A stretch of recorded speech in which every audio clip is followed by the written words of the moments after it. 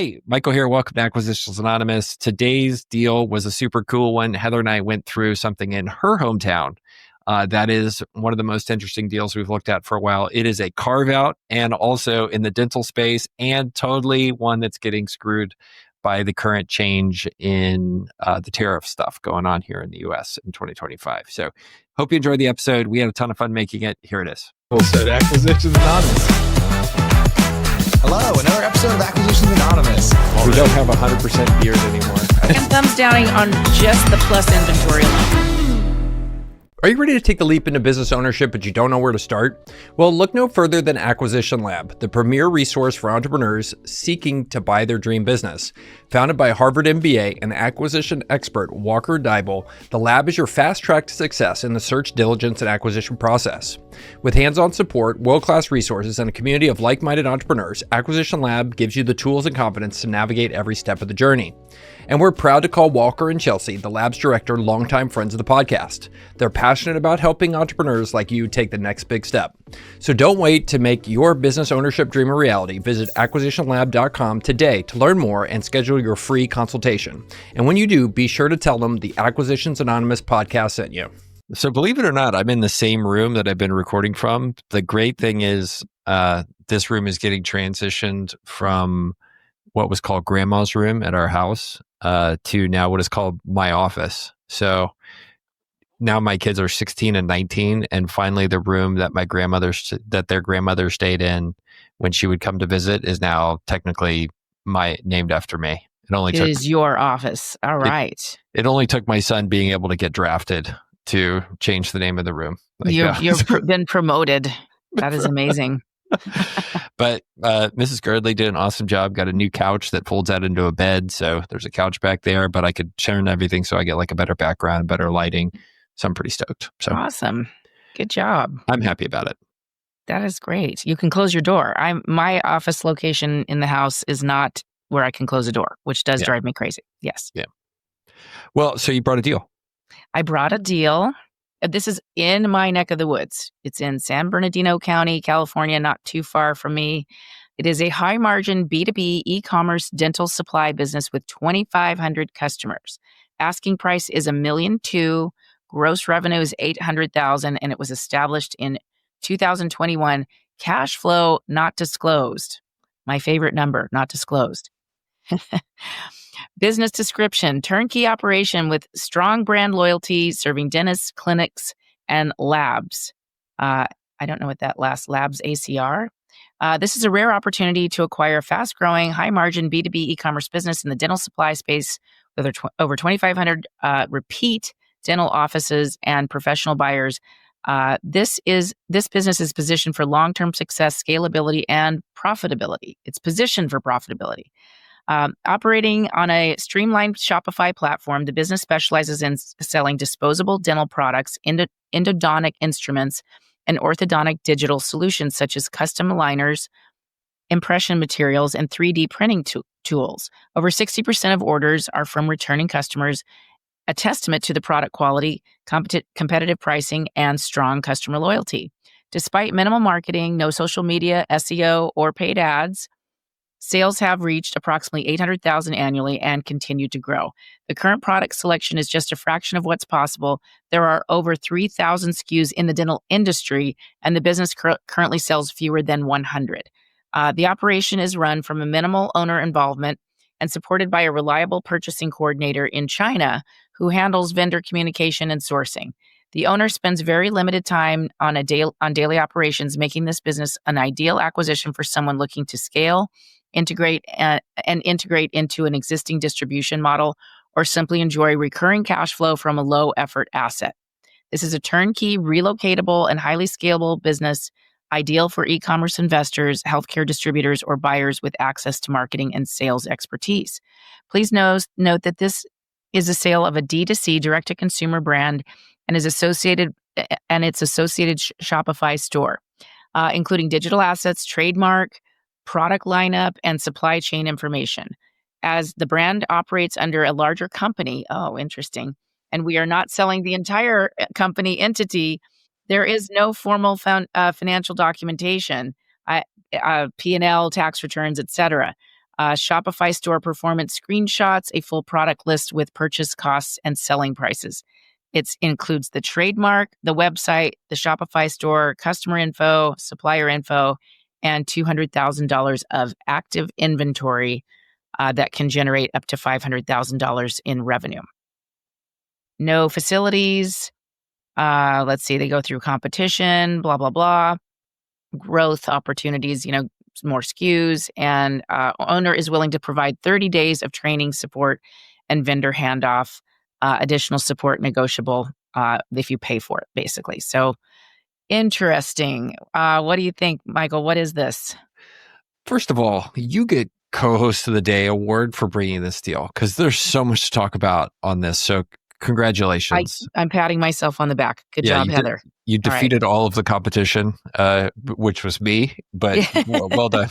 That's okay. I'm so proud of it. Yes. So, okay, let's maybe level set. So this business is, I'm going to ask this as a question.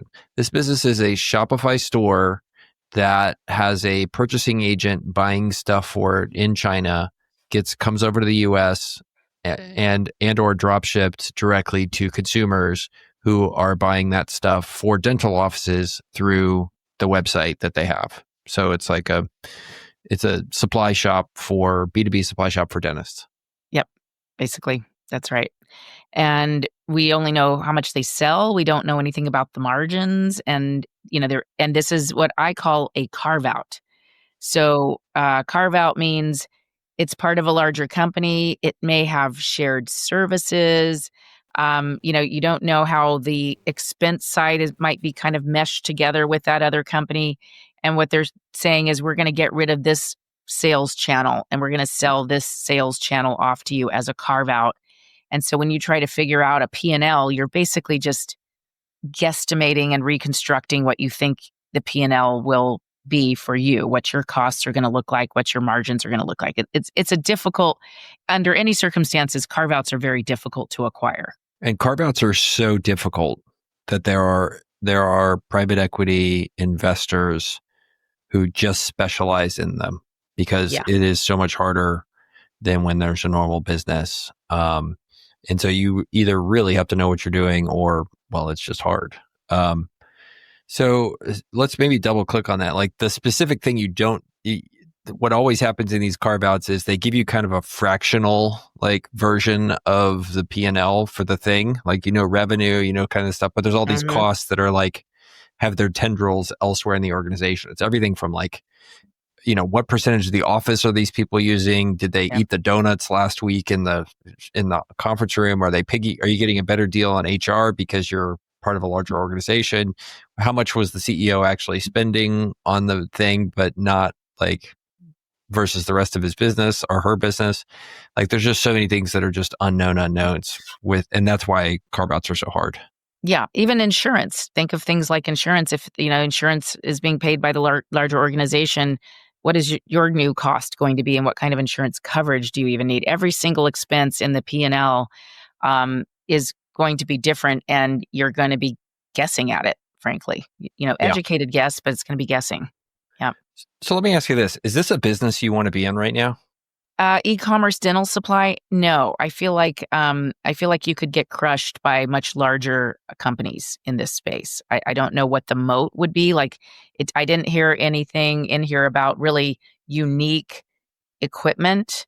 It is coming from China, which brings the whole tariff picture, into play here. I think this would be a very tough business to be in. And there's a reason why this larger company, whatever the larger company does, wants to sell this off and exit it. And I think that's the thing that would scare me. All right. It's time for a Girdley finger point moment. Okay. Well, I will tell you why. He is wagging his finger now. It's Girdley finger point moment. I'm preparing for a future run for office. Good. Dear Lord, no. I'd be so bad. You know what the problem is with me in political office? I like to tell people the truth. Right. And you cannot be successful in politics if you do that. No way. No. That's just, I can't do it. No. Free buses for everyone. Anyway, just kidding. Yeah. So the reason these guys are getting out of this, there is the legislative change with the de minimis exemption. De minimis. And Yep. are you familiar with the de minimis? We've talked about it, but yeah, share it again. Allow me to mansplain you about this. Please do. Yes, please do. But yeah, the de minimis exemption was how so many businesses like Shine and stuff like that existed, which is normally you have to pay tariffs on goods that come from China to the US, but if it's under $600, you typically did not, right? So the de minimis was why you would order stuff online and then you'd be like, why did they just ship this directly from Shanghai? Or for me is like, why did my phone come directly from Shanghai? It's because Apple was avoiding tariffs and that sort of thing. So I think this was a business built totally around the de minimis exemption where they were buying these things, they were warehousing them in Shanghai or whatever, and then they were shipping them directly to dentist offices from China.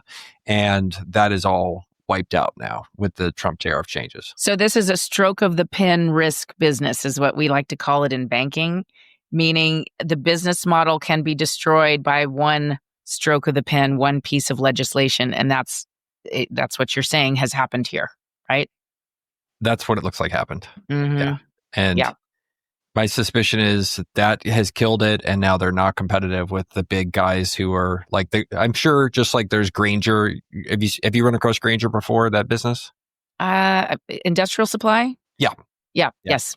So basically what Grainger does is have these big warehouses in all these markets and they sell you industrial stuff. Do you want to buy 500,000 screws? Well, you don't go to Home Depot for that. You go to Grainger.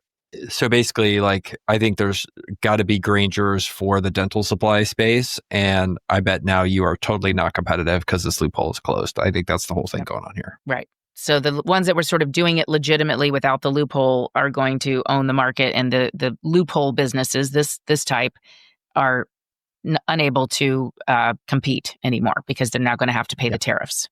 Right? Yeah. Subscale supplier business, not good. Not good. And there's nothing unique. There's not some special product here or anything.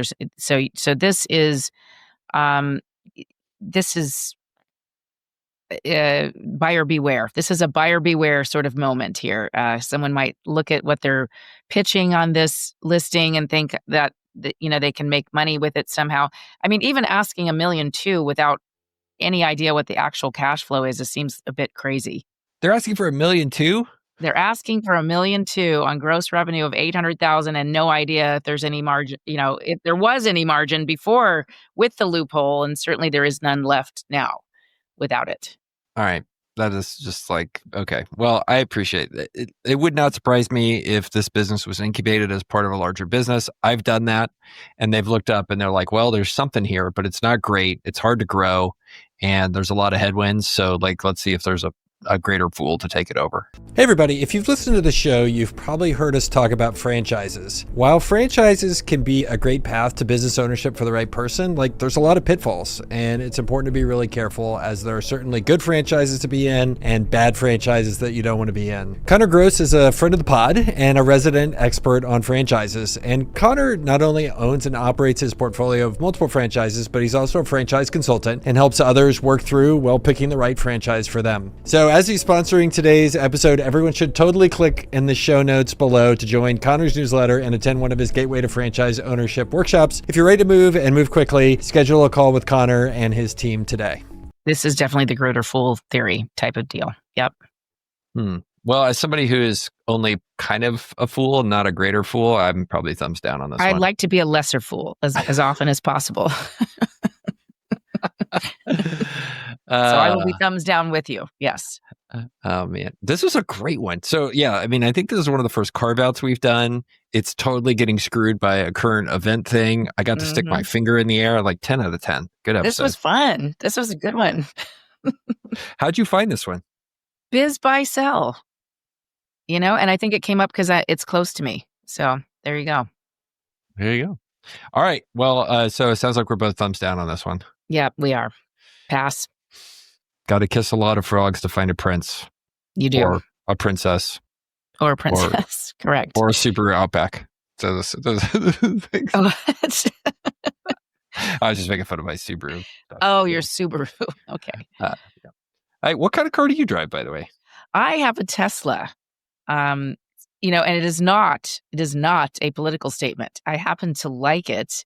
I like driving electric cars because they feel much different. They pick up a lot faster. Once you get used to them, it's actually hard to go back to gas because you rent a car and you go, gosh, what's wrong with this car? So I love my Tesla, and I use self-driving a lot. So watch out. You see me out there, I'm not even driving. I'm just sitting there. Do you have a Model Y? I have the X. Oh, you have an X. The larger one. Yeah. The reliability stories on that are horrible. I know, but I haven't had any problems. I have heard that.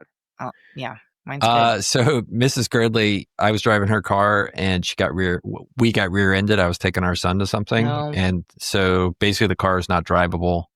So there's now a bunch of back and forth going on to try to get the other guy's insurance to pay for it because he's totally at fault. I mean, he told the officer I didn't see them and I hit them. I was like, okay, well, yeah.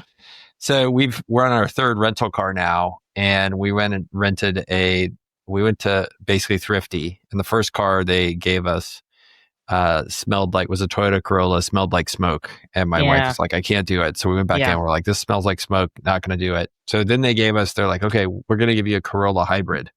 So 10 minutes later, we're sitting in the Corolla hybrid trying to start the thing and the engine won't turn on. And I'm like, what is this piece of shit? Like, sorry, pardon my French. Like, what is this UI doing? Because Toyota's so big, they think they can just design their own UI and they don't have to do the conventions everybody else does. And so we go back in and my wife says, yeah, the guy says everybody's doing what we're doing. Just put it into drive and press the pedal. So I did it and we drove off. So it's a hybrid. You needed to learn these things. Yeah, it is there's some little tricks to the hybrids and the electrics, but I do like electric vehicles. And what I love about Tesla is the buying process just seems so much better. So great. And in fact, I have to take it in for service, and even that's in the app.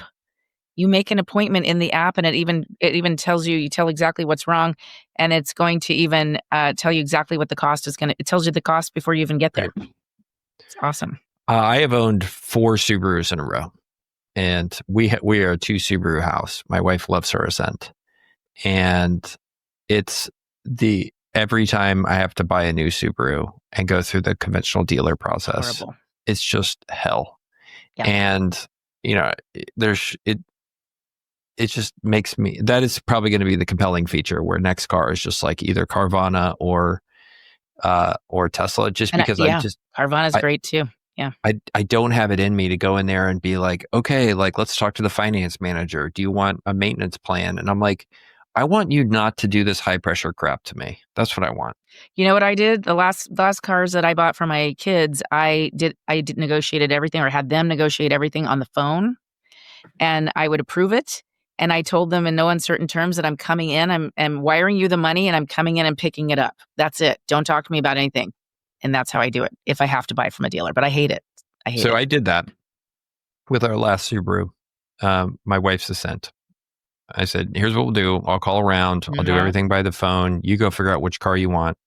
And then whoever quotes us the best cash price, we'll go with them. So one group quoted us about $1,000 less for an identical VIN as the other folks. And I called the guy and I said, we have a deal. Give me the exact walk out the door number that it is. We're going to show up with a check for that amount. And get home that night, my wife goes to pick up the car. She's like, I love the car. It's great. And then I'm like, okay, how did it go? She's like, well, they added on $500 on it for undercoat or some BS like that. And I did not call.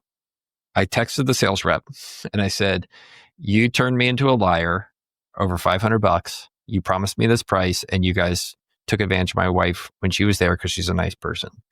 And because of that, you either need to mail me a $500 check right now, or I'm bringing the car back tomorrow and I'm leaving it in your lot with the keys in it and it'll be running.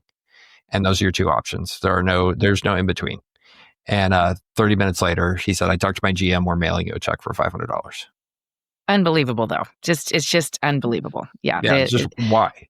Yeah. Why? I wire the money before we pick up the cars. This is the final price. It's wired. The paperwork is ready. I go in, I pick it up.